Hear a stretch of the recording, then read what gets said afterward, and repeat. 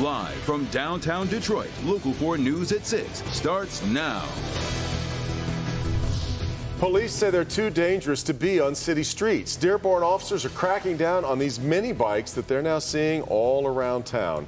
Glad you're with us tonight at 6. Police say children are getting hurt on these motorized bikes. And they're warning parents about the dangers and threatening to seize them if they see them. Sean Lee is live in Dearborn with more of their message. Sean. Kimberly, we've been out in this Dearborn neighborhood all afternoon long. People say these tire marks in the middle of the street here tell the story. They are sick of dangerous driving going on around here. Now police have a new focus on mini bikes and a very strong message for the parents of people providing the mini bikes. These mini bikes are small but have such powerful engines, some can go from 65 to 90 miles an hour. And all of the mini bikes you see here have been seized by Dearborn police. Police putting the warning out just a few days ago with this informational video. We have received numerous complaints from residents regarding juveniles and adults utilizing these mini bikes and motorized vehicles in our neighborhoods and around our parks. Most mini bikes have to be registered with the Secretary of State. Many are not. Most need brake lights and turn signals. Many do not. They're not street legal, and police began seizing the bikes over the past few days. Dearborn's police chief wanting his message to reach those who speed around on the bikes by sending his message through the popular Instagram account called the City of Dearborn. They're not allowed here in the City of Dearborn, and our kids are getting hurt on these things. So far, 20 mini bikes have already been impounded. Chief Issa Shaheen says the #1 complaint he hears is about dangerous driving. Police have already seized the muscle cars of drivers who speed and do burnouts. Now the target is on mini bikes, and not just the riders, but the parents of those riders. Young kids on these in the city, vehicles will be impounded, and the parents could be written tickets for parental responsibility in unregistered motor vehicles. The consequences could be high. Not to mention, I don't want to see any kids get hurt on these things. We are in that garage, already 20 of those mini bikes lined up, already being seized, and police making it clear they're not street legal, and the chief says he's very concerned about someone getting hurt on one of the mini bikes. We're live in Dearborn tonight. Sean Lee, Local 4, back to you. Good reminder, because you do see them all over town. Sean, we appreciate it. A stretch of I-696 remains closed tonight after a deadly crash. It happened this morning in the westbound lanes near the 275 interchange. State police say the 57-year-old semi-truck driver rear-ended a Buick LaCrosse, starting a chain reaction that involved at least 3 other vehicles. The driver and passenger inside the Buick were killed instantly. 2 other drivers have been taken to the hospital with non-life-threatening injuries. This was the video of a teenager's arrest in Warren that went viral 2 weeks ago, leading to the officer involved being put on leave. Tonight, a teenager is talking about what happened. He talked with our Megan Woods, who's with us now live. Megan. Yeah, it's a video that's difficult to watch, but for the 17-year-old who was arrested in that video, Tyler Wade, it's even harder. His attorneys are looking at this video and doing their own investigation. Tyler's mother, we spoke to her too, and she got emotional talking about that video. Seeing that they pulled him out that car and they just beat on him. Bianca Wade says she's just glad her 17-year-old son, Tyler, is still alive. Tyler says he can't remember everything that happened, but has the injuries and medical bills to show for it. I had blurred vision in my right eye. I have extreme headaches and dizziness. And the braces on his front tooth were knocked off. Tyler is now facing a fleeing and eluding third-degree charge, a weapons violation, and a marijuana charge. There was no weapon inside of the vehicle or on Tyler's person. He did exactly as he was told to do. He raised his hands and surrendered. Warren Police Commissioner Bill Dwyer says excessive use of force is not and will not be tolerated. Our Internal Affairs Division reviewed all of the evidence and found that only 1 officer out of the officers who were at the scene were out of policy when it comes to use of force. That officer was immediately placed on administrative leave for his actions and issued what the police commissioner refers to as a lengthy disciplinary suspension. Officers are obligated to protect the rights of the public, including those accused of having committed crimes. Tyler's attorneys say he doesn't have a criminal background, but he's back in court later this month, and they are planning to file some sort of lawsuit. back to you. Sure. All right, Megan. We are getting a break from the intense heat. I'm not a meteorologist, but I would call today just about perfect as you take a live look from across the river. That's right. Brett is here with what we can expect if you have plans outside tonight. Looking pretty good, Brett. Good grilling weather, good pool, good beach, all the things outside expected this evening, as most of us are sitting in the upper 70s, but still some spots are still in the low 80s, right where we should be this time of the year. The cool exception continues to be Port Huron with that breeze off Lake Huron. Here's the important number, dew point. Most of us are sitting somewhere around that 50-degree range. Now, what does that mean? Anytime that number is below 59 degrees, it's just really pleasant.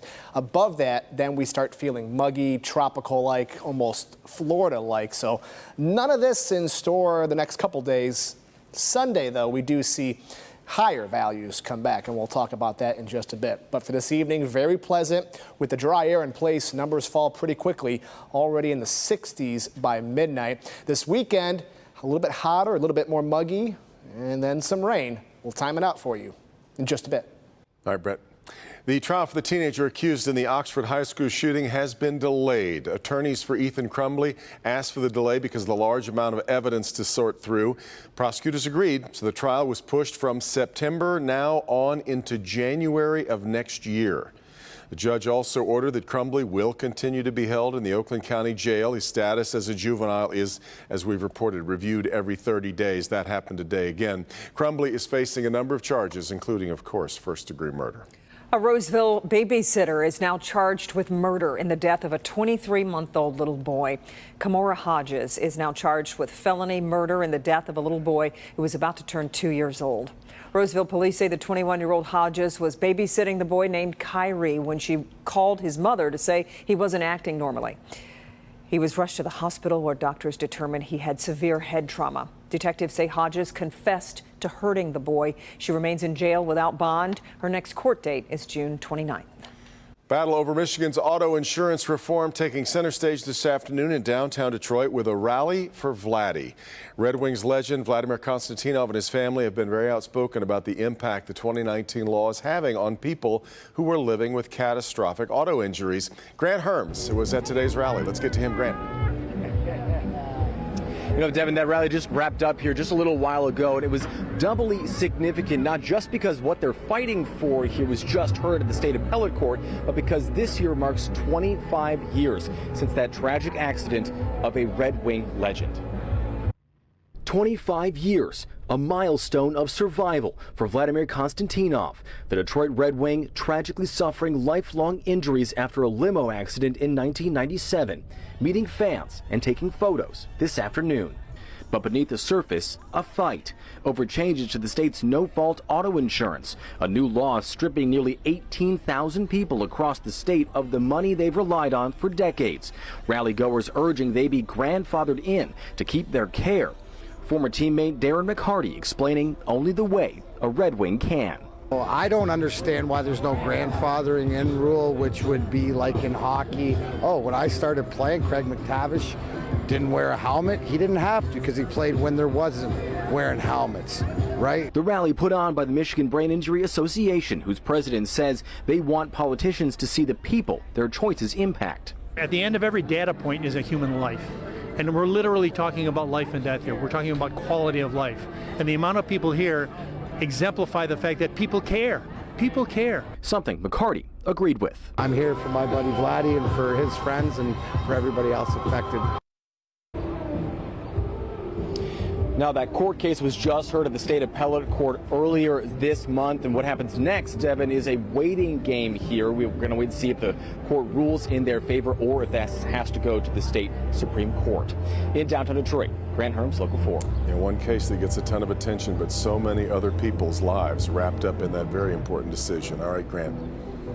The fifth January 6th hearing focused on former President Trump's efforts to pressure the Justice Department to overturn the election. And Michigan's Antrim County brought up several times. You'll recall results in that county initially showed Joe Biden was ahead. That was due to a human error that was corrected because Trump actually had more votes. But it sparked claims of conspiracy with Dominion voting systems.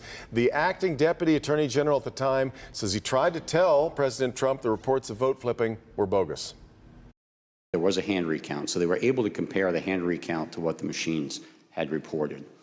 And for the ballots that were actually counted by the machine, more than 15,000, there was one error, one ballot. And I did a quick calculation and came up with 0.0063% error rate, which is well within tolerance.